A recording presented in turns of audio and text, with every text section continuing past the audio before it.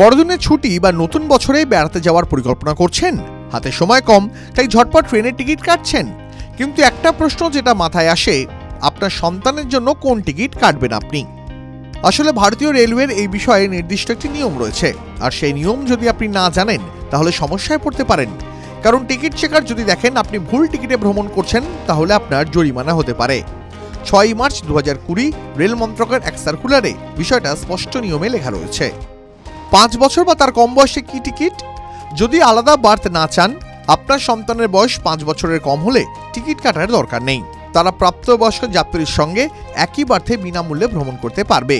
কিন্তু যদি আপনি স্বেচ্ছায় এই 5 বছরের কম বয়সী সন্তানের জন্য একটি আলাদা বার্থ বা আসন চান, তাহলে আপনাকে সম্পূর্ণ প্রাপ্তবয়স্ক ভাড়া দিয়ে টিকিট কাটতে হবে।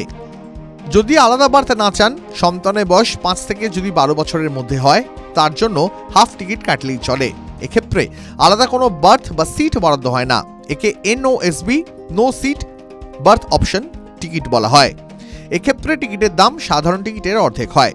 যদি এই বয়সের সন্তানের জন্য আপনি আলাদা বার্থ বা সিট চান, তাহলে তাকে সম্পূর্ণ প্রাপ্তবয়স্ক ভাড়া দিয়েই টিকিট বুক করতে হবে। 12 বছর বা তার বেশি এই বয়সসীমার যাত্রীরা সম্পূর্ণরূপে প্রাপ্তবয়স্ক বলেই গণ্য হবেন। তাদের জন্য অবশ্যই পুরো ভাড়া দিয়ে টিকিট কাটতে হবে এবং একটি আলাদা বার্থ বরাদ্দ করা হবে। টিকিট বুকিংয়ের সময় সন্তানের সঠিক বয়স উল্লেখ করা বাধ্যতামূলক। ট্রেনে থাকাকালীন টিটি যদি বয়সের প্রমাণপত্র যেমন আধার কার্ড দেখতে চান, তাহলে তা দেখাতে হবে।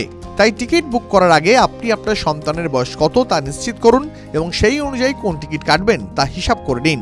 আর এই বিষয়ে সতর্ক না থাকলে যাত্রাপথে সমস্যায় পড়তে পারেন আপনি। TV9 Bangla digital.